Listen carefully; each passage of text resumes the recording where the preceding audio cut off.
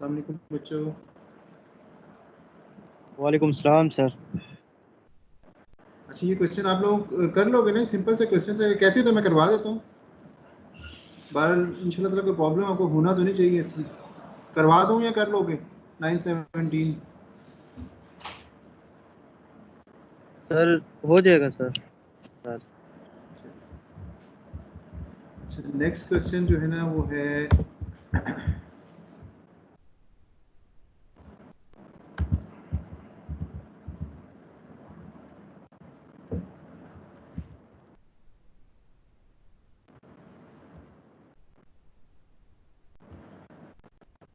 Next question है बेटा, tossing technologies has been growing at a rate of 20% per year in recent years. This same growth rate is expected to last for another 2 years, then decline to GN is equal to 6%.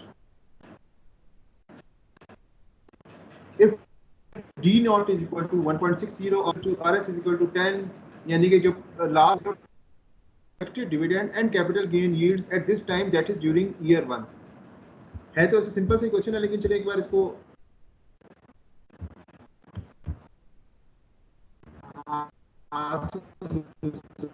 लेते हैं।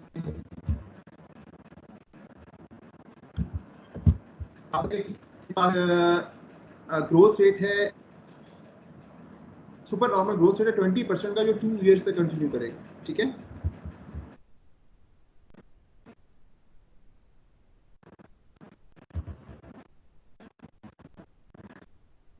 Two years तक continue करने का मतलब ये होगा कि अगर हम इसकी टाइम लाइन बनाएं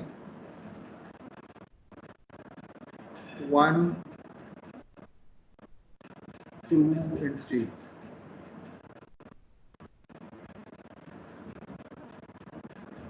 तो 1 ईयर के ऊपर इसकी ग्रोथ कितनी गिवन है 20%, लेकिन थर्ड ईयर जो है ऑनवर्ड कांस्टेंट ग्रोथ है।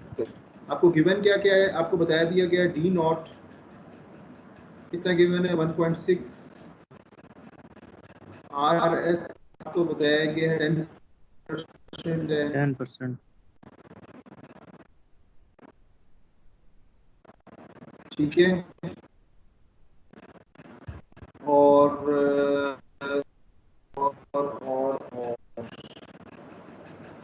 आपने फाइंड आउट करके जो पीरियड नहीं आ गया, और ऐसे पीरियड आप लोगों को याद है वो कौन सा पीरियड है जिसके बाद आपकी कांस्टेंट ग्रोथ जो है वो अचीव होती है, वो होराइजन पीरियड है। यानी 2 इयर्स से ऑनवर्ड आपकी होराइजन ग्रोथ होराइजन पीरियड है, क्योंकि 2 इयर्स के बाद जो है आपकी कांस्टेंट ग्रोथ आ गई है। तो आपको सबसे पहले पता होना चाहिए कि आपको डी नॉट तो 1.6 गिवन था, तो D1 कितना आपका बन रहा है।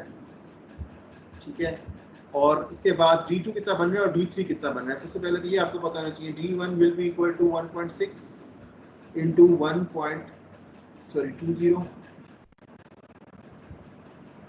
और D2 कितना हो जाएगा। इसको मैं यूं भी लिख सकता हूं अगर मैं लिखना चाहूं, आप लोगों को प्रॉब्लम तो नहीं है इसमें। जो D2 मैंने लिखा है इसको इस तरह लिखने में कोई इशू तो नहीं है बच्चों?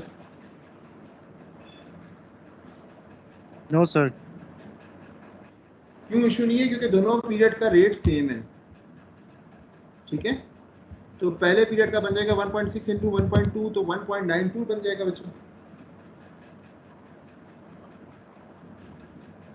और दूसरे पीरियड का बन जाएगा 304, 2.30 इसको कर लेते हैं ना हम। ठीक है, अब थर्ड पीरियड के लिए मुझे ये वाला ऊपर वाला फॉर्मूला नहीं चल सकेगा। उसकी वजह ये है कि इसके बाद आपके ग्रोथ रेट जो है वो चेंज हो गए। अब मुझे यहाँ पे क्या चाहिए, मुझे यहाँ पे चाहिए D2, जो कि कितना है 2.30 मल्टीप्लाई बाय 1.06। ठीक है बेटा, तो D3 मेरे पास अभी आ जाएगा वर्कआउट होके इंटू 1.06, 0.44 मेरे पास आ जाएगा D3। ठीक है ना, अब D1 मुझे पता चल गया मेरे पास है 1.92, D2 मेरे पास है 2.30। ठीक है, और D3 मेरे पास क्या है बेटा 2.44। 2.44। अब D3 फाइंड आउट करने का आपको अभी तक पर्पस समझ आ जाना चाहिए। D3 हम लोग क्यों फाइंड आउट करते हैं, क्योंकि आपको प्राइस चाहिए होती है स्टॉक की कांस्टेंट ग्रोथ अचीव करने के बाद, यानी कि सेकंड ईयर पे होराइजन पीरियड के ऊपर स्टॉक की प्राइस है वो क्या है, वो आपके पास कैसे फाइंड आउट होगी। P2 is equal to D3 ji, D3 2.44 है, RS आपके पास कितना गिवन है 0.1, ठीक है, और कांस्टेंट ग्रोथ रेट कितना है 0.06, ठीक है। तो ये आपके पास इसका आंसर आ जाएगा 2.44 डिवाइडेड बाय 0.04, 61.06 आपके पास बन जाएगी P2। अब आपको P2 पता चल गई है, ठीक है, D2 भी पता चल गई है और D1 भी पता चल गई है। अब आपने बेसिकली क्या करना है, इन सबको डिस्काउंट कर लेना है प्रेजेंट टाइम पीरियड के लिए कि आपके पास इन फ्यूचर कैश फ्लोज की 1.92 की, 2.30 की और 61.06 की क्या प्रेजेंट वैल्यू बन रही है, ठीक है ना।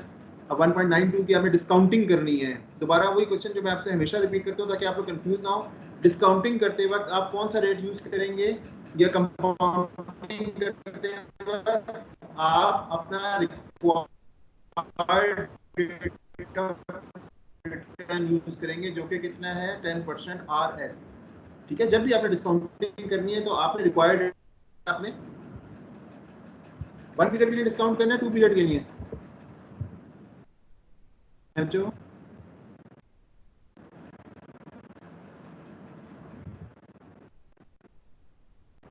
कितने पीरियड के लिए डिस्काउंट करेंगे, 1 साल के लिए डिस्काउंट करेंगे ना, फिर सो गए इंशाल्लाह आप लोग सारे। जी सर 1 ईयर के लिए सर। जी, और जब D2 की आप बात करेंगे तो D2 को आप कितने पीरियड के लिए डिस्काउंट करेंगे, आप 2 पीरियड्स के लिए डिस्काउंट करेंगे, तो ये हो जाएगा 1.1 रेज़ टू द पावर 2, ठीक है ना। तो 2.30 डिवाइडेड बाय 1.90, ठीक है ना। तो आपके पास आ जाएगा 1.90 की, आपके पास क्या आ जाएगा, सेकेंड ईयर का जो डिविडेंड आपको एक्सपेक्टेड है उसकी प्रेजेंट वैल्यू 1.90 बन जाएगी, फर्स्ट ईयर का जो डिविडेंड एक्सपेक्टेड है उसकी वैल्यू 1.75 बन जाएगी। अब आखिरी चीज रह गई है जी, P2 को आपने डिस्काउंट कर लेना है आज की डेट के लिए, तो P2 आपके पास बन रहा है 61.06, ठीक है ना। तो आपने डिस्काउंट किया तो आपके पास इसकी आज की वैल्यू बन गई $50.46, ठीक है बेटा। अब इन तीनों को अगर आप एड अप कर देंगे तो आपके पास क्या आ जाएगा 1.75 प्लस 1.9 प्लस 50.46, तो 54.11 आपके पास आ जाएगी P0,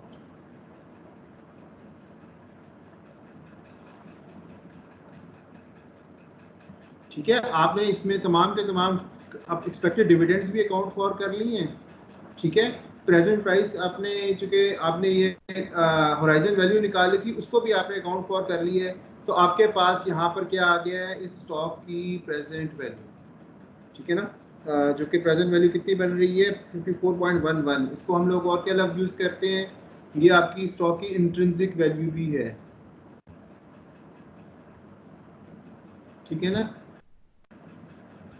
ये आपके स्टॉक की बेसिकली क्या आपने फाइंड आउट कर ली इंट्रिंसिक वैल्यू। पार्ट बी में क्या पूछा गया था कि assume that, sorry part A में पूछा गया था कि अगर इसकी 10% RS 1.60 क्या कहते हैं करंट डिविडेंड है, तो आपने इसका जो है ना प्रेजेंट प्राइस निकालनी है स्टॉक की, तो वो क्या है आपके पास 50.46। अब नेक्स्ट क्वेश्चन है what are the expected dividend and capital gain yield at this time that is during year 1। अब आपने क्या फाइंड आउट करना है, सबसे पहले डिविडेंड यील्ड फाइंड आउट करनी है, expected dividend yield.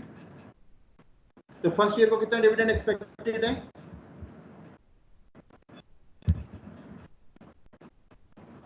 First year को कितना डिविडेंड एक्सपेक्टेड है 1.92 डॉलर का,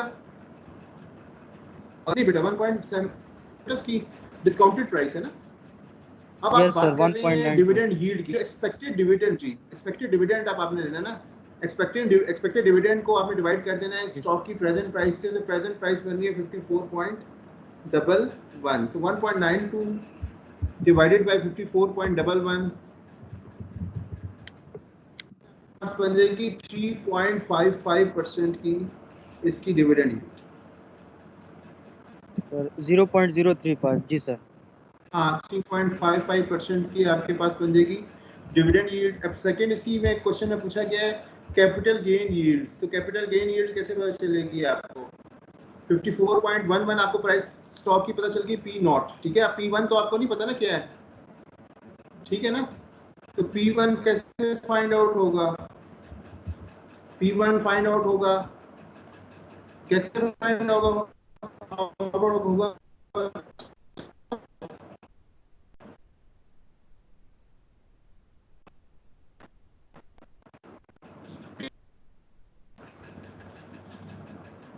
क्वेश्चन है मेरा बेटा आप लोगों से, हमने पहले तो ये फॉर्मूला भी देखा ना, एक हमने ये फॉर्मूला देखा कि P नॉट इंटू 1 प्लस जी, ये यहाँ पे यूज हो सकता है। एक हमने फॉर्मूला देखा P1 is equal to D2 divided by RSG, ये दोनों फॉर्मूले यहाँ पे RS यूज हो minus सकते G. हैं। जी सर, कर सकते हैं सर. ये दोनों फॉर्मूले P1. यहाँ जी सर. यूज हो सकते हैं। जब मैंने क्लास शुरू में क्वेश्चन दोबारा से रिपीट करवाया था जिसमें एक मिस्टेक हुई थी, वो इसी वजह से करवाया था कि यहाँ पर कांस्टेंट ग्रोथ नहीं है, ठीक है ना। जब कांस्टेंट ग्रोथ नहीं है तो फिर क्या मसला है, यहाँ पर आपके पास जो स्टॉक है उसके इसके क्या कहते हैं, सॉरी, जो आपके पास कांस्टेंट ग्रोथ ना हो तो आप फिर ये स्टैंडर्ड फार्मूला इस्तेमाल, कांस्टेंट ग्रोथ वाला फार्मूला यहाँ पर इस्तेमाल नहीं कर सकते, ठीक है। अब आपको क्या करना पड़ेगा, अब आपको यहाँ से D1 तो आपको पता है, D2 की प्रेजेंट वैल्यू निकालनी पड़ेगी, ठीक है। Up till this year, zero तो खत्म हो गया ना केस में पीरियड। P1 निकालने के लिए आप क्या करेंगे, P1 निकालने के लिए आप D1 की प्रेजेंट वैल्यू, D2 की प्रेजेंट वैल्यू और P2 की प्रेजेंट वैल्यू, इन दोनों को ऐड अप करेंगे तो आपके पास क्या आ जाएगा, प्राइस ऑफ ईयर 1 आ जाएगी। समझ में आ रही है मेरी बात की नहीं आ रही आप लोगों को? टाइमलाइन नीचे रिपीट कर देता हूँ ताकि आपको क्लैरिटी से इसकी समझ में आ जाए। ईयर 1 था, ईयर 2 था और ईयर 3 था। अब आपने प्राइस ऑफ जीरो तो फाइंड आउट कर ली हुई है ये ऊपर, ठीक है ना। D1 आपको पता है 1.92 है, ठीक है, जी सर. और D2 क्या है आपके पास 2.30 है, अभी आपके पास क्या है, P2 है आपके पास 61.06। अब आपने देखना है कि आपके पास इस पीरियड की प्राइस क्या बन रही है। P नॉट तो आपने फाइंड आउट कर ली थी, P नॉट आपने कैसे निकाली, P नॉट के लिए आपने formula 1 plus are S plus D2 over 1 plus are S, ठीक है, raise to the power 2 plus D3 over 1 plus are S raise to the power 3, and इसके बाद अच्छा इसमें D2 सॉरी D3 तो नहीं था, P2 था, P2 divided by 1 plus are S raise to the power 2, ठीक है। जो ऊपर आपने निकाला था आपने यही काम किया है ना, D1 divided by 1 plus R S, D2 divided by 1 plus R S square और P2 divided by 1 plus R S square. अब आपने निकालनी है P1, तो P1 के लिए आप कैसे फाइंड आउट करेंगे price, P1 will be equal to D2 over 1 plus are S plus P2 over 1 plus are S, ठीक है। तो आपके पास क्या आ जाएगी, प्राइस ऑफ 1 आ जाएगी। D2 कितना है आपके पास 2.3 है, 2.30 divided by 1 plus R S हम क्यों यूज कर रहे हैं कि अब आपके पास ये वाला पीरियड खत्म हो गया, अब आपके पास जीरो पीरियड जो है वन जो है जीरो, ये वाला 1 पीरियड नहीं रहा, ये अब 0 पीरियड हो गया और ये 1 पीरियड हो गया, ठीक है। अब आप इसको डिस्काउंट कर रहे हैं एक एक पीरियड बैक, ठीक है ना। तो इस वजह से यहाँ पर 1 plus are s straight away आ रहा है, आपको वो नहीं करना पड़ेगा। आर एस आपके पास गिवन है 1.10, ठीक है, 2.30 डिवाइडेड बाय 1 प्लस 1.10, और P2 कितना आपने फाइंड आउट किया था ऊपर 61.06,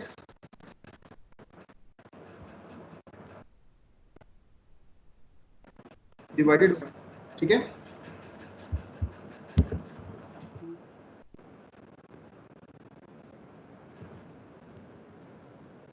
तो इसकी जो प्राइस फर्स्ट ईयर पे बनती है, P1 बनती है, वो बनती है बेटा $57.6।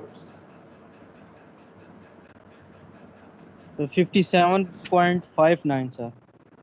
हाँ चलो मैंने राउंड कर लिया, $57.6 जी बनती सर। है, ठीक है। राइट अब सर। आपको P1 पता चल गई है, P0 आप फाइंड आउट कर चुके हैं, 54.11 है। कैपिटल गेन यील्ड कैसे निकलेगी? P1 minus P0 divided by P0। P1 आपने कितनी निकाली है? 57.6। P0 कितनी थी? 54.11 थी। जी सर, और 54.11। डिवाइडेड बाय 54.11, ठीक है। तो इसको सॉल्व कर लें जरा। 57.6 माइनस 54.11 डिवाइडेड बाय 54.11, तो ये आपके पास 6.45 आ गई है इसकी। 0.06। जी सर। हाँ 6 6.45% आपके पास आ गई है इसकी। क्या आई है? Capital gain yield. Capital gain yield. हाँ, आप 6.45 को 3.55 में जमा करें तो आंसर क्या आ जाएगा? 6.45 प्लस 3.55 जमा करें, आंसर क्या आ जाएगा? 10% आंसर आएगा। 10% ही जी आएगा सर, ना। एग्जैक्ट एग्जैक्ट 10% आता 10% है सर। आएगा। उसकी वजह ये है कि आपका RS जो होता है उसका टोटल रिटर्न का क्या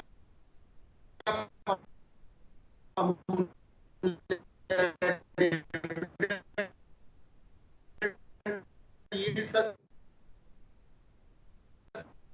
कैपिटल गेन यील्ड। तो इसलिए ये सब स्टेप्स कराने के बाद आपको बताने का मकसद ये था कि अगर आप डिविडेंड यील्ड माइनस कर लेते हैं तो सीधा सीधा आप, अगर टोटल रिटर्न में आपके पास इसको जो सॉरी ये प्लस है, तो अगर आप इसको सॉल्व करेंगे कैपिटल गेन यील्ड के लिए तो आपके पास अल्टीमेटली आंसर कितना निकलना है? 65% ही निकलना है। तो आप यूं नाक को पकड़े, आंसर दोनों सूत्रों में क्या आएगा? सेम ही आएगा, डिफरेंट नहीं होगा, ठीक है बेटा? जी जी सर। समझ गए ना? ओके। अब इसके बाद इसने पूछा, now assume the super normal growth is to last for 5 years rather than 2 years, how would this affect the price, dividend yield and capital gain yield? Answer in words only. अगर ये super normal growth जो है ये 5 years से 2 years में चली गई है, देन व्हाट? शेयर की प्राइस क्या होगी? इंक्रीज हो जाएगी कि डिक्रीज होगी? हमने वर्ड्स में एक्सप्लेन करना है, हमने सॉल्व नहीं करना है इसको। सुपर नॉर्मल ग्रोथ पहले एक्सपेक्टेड थी 2 years, अब एक्सपेक्टेड है 5 years। क्या होगा? क्या शेयर की प्राइस इंक्रीज होनी चाहिए कि नहीं होनी चाहिए? है बच्चों?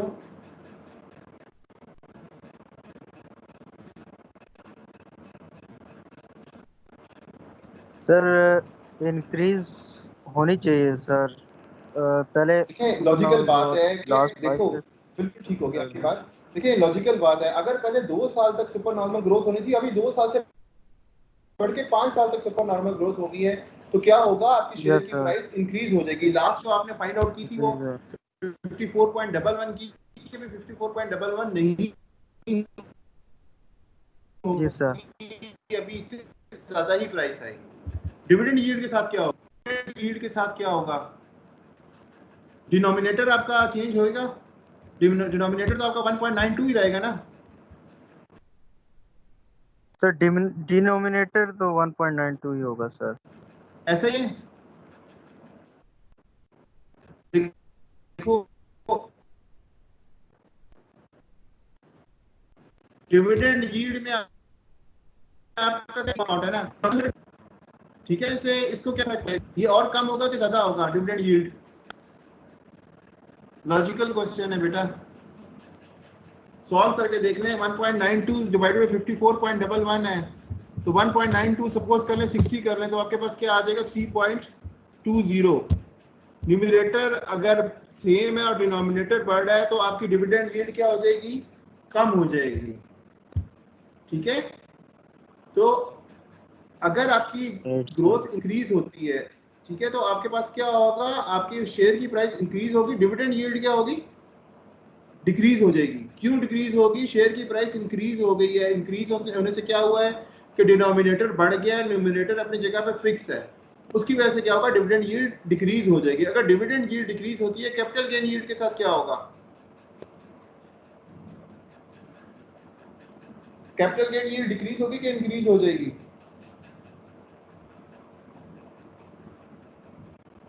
जी है बेटा। देखो बेटा, जब डिविडेंड यील्ड डिक्रीज हो रही है 10 में से करें, पहले 3.45 जा रहा था, अभी 3 जा रहा है, तो जो कैपिटल गेन है पहले 6 थी, तो आप कितनी हो जाएगी? 7 हो जाएगी। ठीक है, तो कैपिटल गेन यील्ड आपकी इंक्रीज कर जाएगी डिविडेंड यील्ड डिक्रीज होने पर। जब डिविडेंड यील्ड एक यील्ड डिक्रीज हो रही है, तो दूसरी यील्ड क्या करेगी? इंक्रीज कर देगी। ठीक है, उसकी वजह क्या है कि आपकी टोटल रिटर्न जो है वो तो 10% ही रहेगी, वो तो चेंज नहीं हो रही। एक चीज डिक्रीज हो रही है डिविडेंड यील्ड, तो दूसरी चीज उसकी जगह को फिल करने के लिए इंक्रीज हो जाएगी। ठीक है जी सर। अच्छा, what will be TTC's dividend and capital gain yield once its period of supernormal growth end? These value will be same regardless of whether you examine the case of 2 or 5 years supernormal growth. The calculations are very easy. ये आप लोगों का काम है, आप लोगों ने करके मुझे सेंड करनी है। ठीक है ना? क्या करना है? फाइनली लिखा है इसने, एक्सप्लेन व्हाई इंटरेस्ट आर। मुझे ये बताएं, डिविडेंड यील्ड जो होती है वो शॉर्ट रन में होती है या कैपिटल गेन शॉर्ट रन में होती है?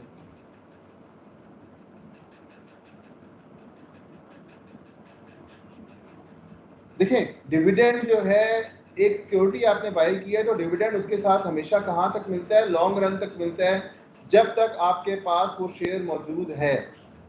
ठीक है, जबकि कैपिटल गेन जो होती है वो शॉर्ट पीरियड के लिए होती है, वो कम या ज्यादा होती रहती है। एक पीरियड के दौरान वो रिड्यूस भी हो सकती है, वो इंक्रीज भी हो सकती है। तो इस क्वेश्चन का जो आंसर है वो वेरी करता है आपकी रिस्क एपिटाइट के ऊपर।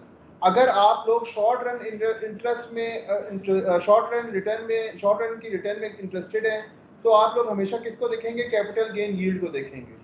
ठीक है, अगर आप ज़्यादा रिस्क नहीं लेना चाह रहे और आप शॉर्ट रन में एक सिक्योरिटी को बाय करना चाह रहे हैं, तो आप हमेशा किस में इंटरेस्टेड होंगे? कैपिटल गेन यील्ड में। और अगर आप एक सिक्योरिटी में लॉन्ग रन में इंटरेस्टेड है, तो आप किसमें किसको ज़्यादा प्रेफर करेंगे? डिविडेंड यील्ड को। अगर डिविडेंड यील्ड इंक्रीज होगी तो आप उसको हमेशा प्रेफरेंस देंगे बनिस्बत के कैपिटल गेन यील्ड के। बात समझ में आई है बेटा सबको? सबको बेटा समझ में आई है बात? जी सर। खाली एक आवाज बज गई, अल्लाह खैर करे। ये मेरे ख्याल में आज के दिन का लेक्चर, ठीक है, इसमें किसी किस्म की बच्चों आप लोगों से बात करके कोई आपको चीज समझ नहीं आ रही, तो आप मुझसे एनी टाइम आप अप्रोच कर सकते हैं मुझसे समझने के लिए। ठीक है, कोई क्वेश्चन आप लोग प्रैक्टिस कम से कम कर लें। आप लोगों को इस हार्ड टाइम को अपने लिए एक जो है ना बहुत बड़ा चैलेंज समझें। ठीक है ना, आप लोगों की काफी चीजें जी आप लोगों की मिस हो रही हैं। ठीक है ना, अगर आप इन चीजों को अभी पिक नहीं कर पाएंगे तो आपके लिए लॉन्ग रन में बहुत ज्यादा इश्यूज क्रिएट हो जाएंगे। ठीक है बेटा, तो प्लीज प्लीज मैं बार बार आप लोगों को जो जी सर। एक्सप्लेन करता रहता हूँ, समझाता रहता हूँ, उसका मकसद सिर्फ और सिर्फ यही होता है कि आप चीजों को कंप्रीहेंड करें, चीजों को समझें। कोई किसी किस्म की बेटा है तो वो मुझसे लाजमी पूछे। ठीक है बेटा। जी सर। तो दूसरा ये है यस कि सर। असाइनमेंट जो है ना, वो अगर किसी की रह गई है, काइंडली ग्रुप में इंफॉर्मेशन वो स्प्रेड कर दें। जी सर। असाइनमेंट रह गई है उसको नंबर, ठीक है ना, 3 जुलाई से पहले पहले मैंने आप लोगों की मार्किंग आप लोगों को इन्फॉर्म कर दूंगा। लेकिन ये है कि आप लोगों की अगर किसी की कोई असाइनमेंट रह गई है, ठीक है ना, तो उसको उस असाइनमेंट के नंबर नहीं मिलेंगे, और ये फिर आपके ऑनवर्ड जो है ना पेपर में आपको प्रॉब्लम कर सकते हैं, जो आपकी ओवरऑल मार्किंग है उसमें आपके लिए इशू क्रिएट कर सकते हैं। ठीक है बच्चों, right sir. Best of luck. फिर इंशाल्लाह नेक्स्ट क्लास में संडे वाले दिन, वेडनेसडे वाले दिन मुलाकात होती है। कोई सर वो क्यूरी हो व्हाट्सएप किसी ग्रुप में ही आपने एक असाइनमेंट और दी है ना, वो तो लास्ट वाली तो आपने रब्ता MS टीम पे ही दी थी ना? चले, वो असल में MS टीम पे अपलोड करनी थी, मुझे वो याद नहीं रही, वो मैं MS टीम पे कर देता हूँ ताकि आप लोग उसके ऊपर जो है ना वो अपलोड कर दें असाइनमेंट, ठीक है ना। वो लास्ट जी सर वो मेल जिन्होंने मेल कर दी है सर वो ओके है सर या दोबारा कर दें? भिजवा